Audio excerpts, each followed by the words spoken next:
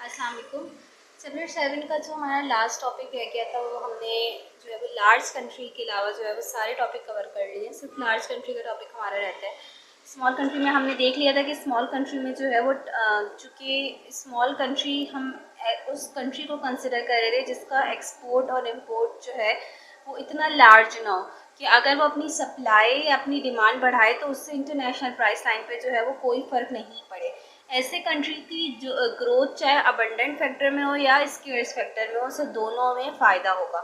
लेकिन large country ऐसा country जो कि जिसकी एक्सपोर्ट और इंपोर्ट का वॉल्यूम बढ़ा हो, चाहे वो किसी एक गुड्स में ही क्यों ना हो, कि कोई ऐसा गुड हो उसके पास जिसकी अगर वो सप्लाई अगर जिसका वो कोई मेजर एक्सपोर्टर हो, फॉर एग्जांपल अगर वो उसकी सप्लाई बढ़ा दे तो उसकी प्राइसेस बहुत तेज़ी से कम हो, या वो उसका मेजर इंपोर्टर हो कि अगर वो उसकी डिमांड बढ़ा दे या कम कर दे तो प्राइसेस बहुत तेज़ी से इंक्रीज़ या डिक्रीज़ हों। तो लार्ज कंट्री की ग्रोथ अगर स्केर्स फैक्टर में होगी तो उसको जो है वो फ़ायदा होगा, उसकी वेलबींग इंक्रीज होगी, टर्म्स ऑफ ट्रेड फेवरेबल होगा। लेकिन अगर लार्ज कंट्री की ग्रोथ अबंडेंट फैक्टर में हो गई तो अगर बहुत ज़्यादा नहीं हुई, थोड़ी हुई, तो मुमकिन है कि उसको फ़ायदा हो थोड़ा सा, लेकिन इतना नहीं जितना स्केर्स फैक्टर में ग्रोथ की वजह से होगा। और अगर बहुत ज़्यादा ग्रोथ हो गई तो फिर वो इमेजराइजिंग ग्रोथ का केस आ जाता है, जो कि हम अभी देखेंगे। ये ग्राफ हमारी बुक में ही बना हुआ है, growth in scarce factor country जो है वो बेसिकली दिखाया गया है कि वो वीट जो है वो उसकी एक्सपोर्टेड कमोडिटी है, लेकिन ग्रोथ जो उसकी हो गई है वो फॉर एग्जांपल लेबर में हो गई है, और लेबर जो है वो क्लॉथ में इंटेंसिवली यूज होता है, यानी उसके स्केर्स फैक्टर में जो है वो ग्रोथ हो गई है। अब स्केर्स फैक्टर में ग्रोथ हो गई है तो अब क्या होगा कि अब वो when a growth occur in scarce factor now country is capable to produce more of its importable commodity. अब क्या होगा, चूंकि एक्सपोर्ट ऐसी कमोडिटी में हो गई है जो स्केर्स था, जो कि पहले इंपोर्ट किया जाता था, अब वो इम्पोर्टेड कमोडिटी जो है वो प्रोड्यूस कर सकता है ज़्यादा, तो ऑब्वियसली वो डिमांड कम करेगा जितनी वो पहले डिमांड कर रहा था। जब वो डिमांड कम करेगा, और वो लार्ज कंट्री है, वो मेजर इम्पोर्टर है समझे क्लॉथ का, अब वो मेजर इम्पोर्टर था, अब वो जब अपनी डिमांड कम करेगा तो एक तेज़ी से बहुत बड़ी अमाउंट जो है वो कम होगी डिमांड की, जिसकी वजह से प्राइसेस क्या होंगी, डिक्रीज हो जाएंगी, क्लॉथ की प्राइसेस डिक्रीज हो जाएंगी। अच्छा, ये प्राइस लाइन हमेशा इस बात का ख्याल रखिएगा कि ये जो प्राइसेस होती हैं ना, जैसे 1 और 2/3, ये क्लॉथ की प्राइसेस शो कर रही हैं। अगर आप इसका उलट कर देंगे, यानी 1 का उलट तो अपोजिट तो 1 ही रहेगा, लेकिन 2/3 का अपोजिट 3/2, तो 3/2 प्राइस शो कर रहा होगा वीट की, और 2/3 प्राइस शो कर रहा होगा क्लॉथ की। तो प्राइस लाइन इसी के हिसाब से जो है वो फ्लैट और स्टिक बनाई जाती है। अच्छा, अब देखें, प्राइस लाइन जो है वो आपको स्टीप शो करनी है, पैरेलल शो नहीं करनी, जैसे कि हमने स्मॉल कंट्री में शो किया था, क्योंकि स्मॉल कंट्री में हम ये अज्यूम कर रहे थे कि प्राइसेस जो हैं वो अनचेंज्ड रहेंगी, उसका कोई इफेक्ट नहीं पड़ेगा इंटरनेशनल प्राइस लाइन पे, तो इसलिए पैरेलल बिल्कुल हमने बनाई थी। लेकिन इसमें देखें कि अगर आप चाहें तो थोड़ा सा इसको और फ्लैट कर सकते हैं, कि इसके मुकाबले में ये लाइन थोड़ी सी और ज़्यादा फ्लैट हो रही है, तो इसका मतलब है कि प्राइसेस जो हैं वो कम हो गई हैं। किसकी प्राइसेस कम हो गई हैं, उसकी इम्पोर्टेड कमोडिटी की प्राइसेस कम हो गई हैं, क्योंकि अब वो डिमांड कम कर रहा है और अपने मुल्क में ज़्यादा प्रोड्यूस कर रहा है। तो अब उसका टर्म्स ऑफ ट्रेड क्या हो गया, फेवरेबल हो गया। अब उसे जो है, अब उसकी इम्पोर्ट जो है वो सस्ती हो गई है, और इंपोर्ट सस्ती कह लें आप, और एक्सपोर्ट जो है वो आपकी महंगी बोल रहे हैं, क्योंकि एक्सपोर्ट अब जाहिर सी बात है अब वो थोड़ा कम प्रोड्यूस कर रहा है, तो उसकी जो है वो एक्सपोर्टेड कमोडिटी की प्रोडक्शन जो है, उसकी जो डिमांड है, सप्लाई है, वो भी थोड़ी कम हुई है, जिसकी वजह से जो है वो उसकी एक्सपोर्ट भी महंगी हो गई है। यानी इसको एक तरह से आप ऐसे कह लें कि अब उसे जो है वो थोड़ी एक्सपोर्ट देकर ज़्यादा इंपोर्ट मिल रही है, क्योंकि अब उसकी इंपोर्ट सस्ती हो गई है ना। तो अब पहले अगर उसे ज़्यादा एक्सपोर्ट करके इतना कमा रहा था कि उसे थोड़ी सी इंपोर्ट मिली थी, इसको ना as a term of prices अगर आप देख लें तो वो ज़्यादा अच्छा है। यानी पहले उसकी प्राइसेस 1 थी, यानी वो एक एक वीट देता था तो उसे एक क्लॉथ मिलती थी, क्योंकि वीट का वो एक्सपोर्टर था, तो एक वीट देता था तो उसे एक क्लॉथ मिलती थी। ये प्राइसेस चल रही थी। अब उसे एक क्लॉथ किसके इक्वल हो गया अब उसके 2/3 वीट के, यानी अब वो पहले एक वीट देने पे उसे एक क्लॉथ मिल रही थी, अब वो कम वीट देगा तो उसे उतनी ही अमाउंट मिलेगी। क्यों? क्योंकि उसकी इम्पोर्ट जो है ना वो सस्ती हो गई है। पहले एक क्लॉथ के बदले में उसे एक वीट देना पड़ा था, अब उसे एक क्लॉथ के बदले में सिर्फ 2/3 वीट देना पड़ा है, ये 0.67, यानी एक वीट से उसे कम देगा तब भी उसे जो है वो एक क्लॉथ मिल जाएगी, क्योंकि उसकी इम्पोर्ट सस्ती हो गई। तो ये चीज़ आपको क्या शो कर रही है कि चीपर हो गया है, उसकी टर्म्स ऑफ ट्रेड जो है वो फेवरेबल हो गया, अब उसे जो है वो उसकी इम्पोर्ट सस्ती पड़ रही है। ठीक है, तो इस तरह हम देखते हैं। तो प्राइस लाइन बिकम्स फ्लैटर, ये तो after growth the relative price of cloth declines 2/3 W से। तो अगर ग्रोथ स्केर्स फैक्टर में हो, ये तो मैंने वो कंट्री कराया था जो कि उसकी अबंडेंसी इस फैक्टर में थी। अब ये आपका काम है, क्योंकि मैं इतने सारे केसेस तो नहीं करा सकती, कोई मुश्किल नहीं है। अब आपको जो है, अब आप ऐसा कंट्री बनाएं जिसकी अबंडेंसी क्लॉथ में हो और उसकी ग्रोथ जो है वो वीट में हो जाए, तो वो भी सेम यही केस होगा स्केर्स फैक्टर का। सिर्फ प्राइस लाइन में आपको एहतियात करनी पड़ेगी कि आपको अब फ्लैटर बनानी है, स्टीपर बनानी है। ठीक है, अब दूसरा केस, वो केस जिसमें ग्रोथ जो है वो अबंडेंट फैक्टर में हो जाए। सेम कंट्री मैंने लिया जिसकी जो है वो ये जो कमोडिटी थी ये उसकी एक्सपोर्ट कमोडिटी थी, अब उसी कमोडिटी में उसकी ग्रोथ हो गई है। तो ये ग्रोथ नॉर्मल हुई है, बहुत ज़्यादा नहीं हुई लेकिन नॉर्मल ग्रोथ हुई है। अब ऑब्वियसली जब उसकी एक्सपोर्टेड कमोडिटी में ही ग्रोथ हो गई है तो अब वो पहले से ज़्यादा एक्सपोर्ट करेगा। अब जब वो पहले से ज़्यादा एक्सपोर्ट करेगा, वो लार्ज कंट्री है, मेजर एक्सपोर्टर है वीट का, तो अब वो जब सप्लाई पहले से ज़्यादा करेगा और डिमांड अनचेंज है इंटरनेशनल मार्केट में, तो क्या होगा, उसकी प्राइसेस जो हैं वो एक्सपोर्ट की कम हो जाएंगी, डिक्रीज हो जाएंगी। यानी पहले अगर प्राइसेस 2/3 W/C थी, अब 1 हो गई। अब देखें, ये चीज़ मैं देखने का बोल रही थी कि शो क्या हो रहा है, कि शो तो आपको ये हो रहा है कि 2/3 तो 0.67 है, ये तो इंक्रीज हो गई है, लेकिन increase in terms of cloth show कर रहा है, क्योंकि W/C आपको क्लॉथ की प्राइसेस बता रहा है कि एक क्लॉथ कितने वीट के इक्वल है। एक क्लॉथ पहले सिर्फ 2/3 वीट के इक्वल था, अब एक क्लॉथ 1 वीट के इक्वल हो गया, यानी उसकी इम्पोर्ट महंगी हो गई है। ये इम्पोर्ट को दिखा रहा है कि उसकी इम्पोर्ट महंगी हो गई है और एक्सपोर्ट सस्ती हो गई है। एक्सपोर्ट कैसे बताएंगे, जब आप वीट की प्राइस निकालेंगे, यानी वीट की प्राइस पहले क्या थी, आप W/C का उलट करेंगे,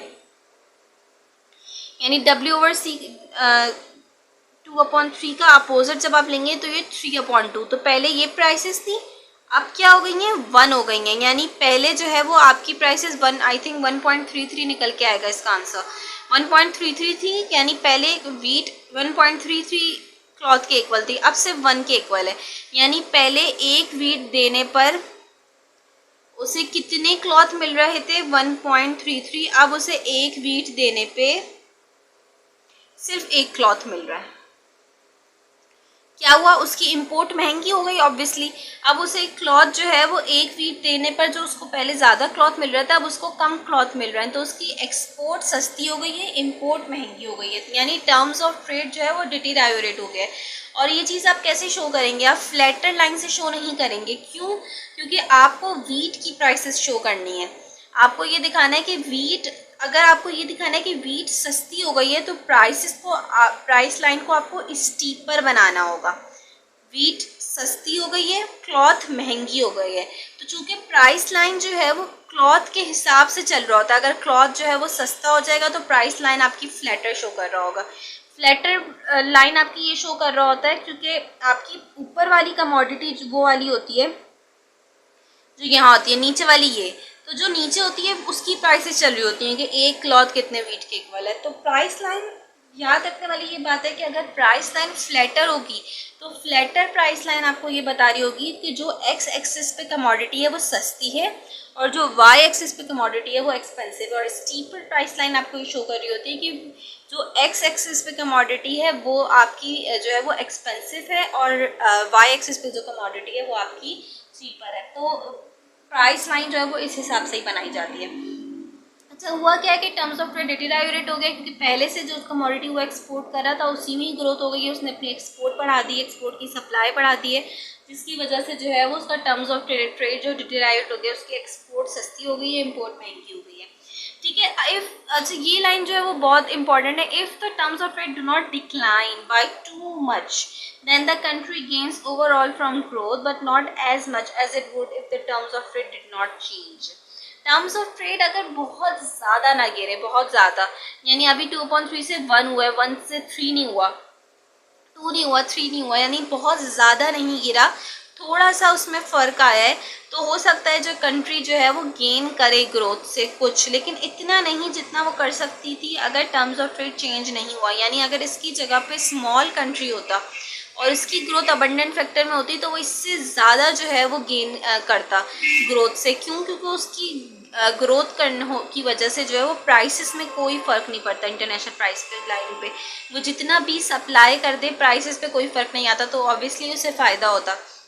लेकिन चूंकि ये लार्ज कंट्री है, इसकी सप्लाई बढ़ जाने से इसकी प्राइसेस कम हुई हैं, इसलिए अब उसे इतना फ़ायदा नहीं हो रहा ग्रोथ से जितना उसे हो सकता था अगर प्राइसेस चेंज ना होती। अच्छा, अब जो थर्ड एक्सट्रीम केस है वो कहलाता है इममिजराइजिंग ग्रोथ। इममिजराइजिंग ग्रोथ का मतलब ये है कि इतनी ज़्यादा ग्रोथ हो गई उस कमोडिटी में, अबंडेंट फैक्टर में इतनी ज़्यादा ग्रोथ हो गई कि बहुत तेज़ी से जो है वो उसने अपनी सप्लाई बहुत ज़्यादा बढ़ा दी और उसकी प्राइसेस बहुत तेज़ी से कम हो गई। देखिए प्राइसेस 1 से 3 हो गई, यानी पहले, अब इसको भी आपको उलट करके देखना है क्योंकि आपको वीट की प्राइसेस देखनी है। पहले एक वीट के बदले में आपको एक क्लॉथ मिल रहा था, अब आप इसको उलट करेंगे, ये तो W/C एक क्लॉथ की बता रहा है ना, आप इसको उलट करेंगे तो ये 1/3 बन जाएगा। अब एक, यानी अब आप इसको ये करेंगे प्राइस 1/3। अब एक वीट के बदले में आपको,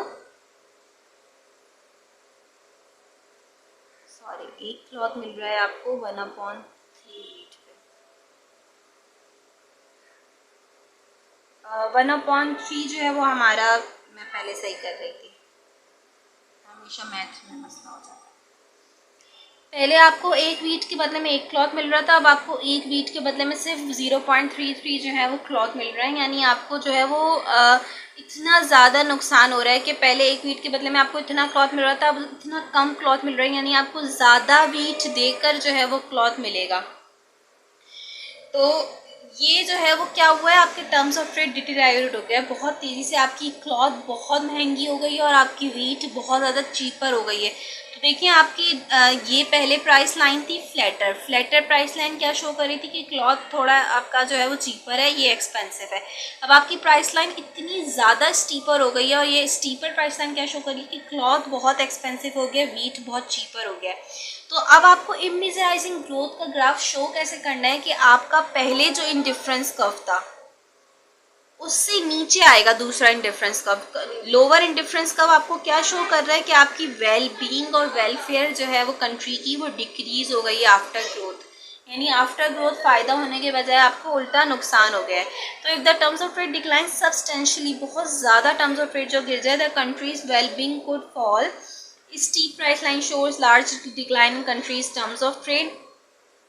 This is a case of immeasuring growth when growth expands the country's willingness to trade. क्या हुआ, ग्रोथ ने willingness to trade बढ़ा दी कंट्री की, यानी willingness to trade कैसे बढ़ा दी, उसकी एक्सपोर्ट जो है वो इंक्रीज कर दी ऑब्वियसली, और चूंकि उसकी एक्सपोर्ट बढ़ जाने से एक्सपोर्ट की प्राइसेस कम हो गई हैं, उसका जो है वो, अब इंपोर्ट किस लिहाज से बढ़ी है, इंपोर्ट ऐसे नहीं बढ़ी, ज़रूरी नहीं कि इंपोर्ट को डिमांड वो ज़्यादा कर रहा है, आप प्राइसेस के लिहाज से भी देखें, चूँकि एक्सपोर्ट सस्ती हो गई है इसलिए अब उसे ज़्यादा एक्सपोर्ट करके कम इंपोर्ट मिल रही है, तो ऑब्वियसली वो एक्सपोर्ट ज़्यादा करेगा ताकि उसे इंपोर्ट ज़्यादा मिले।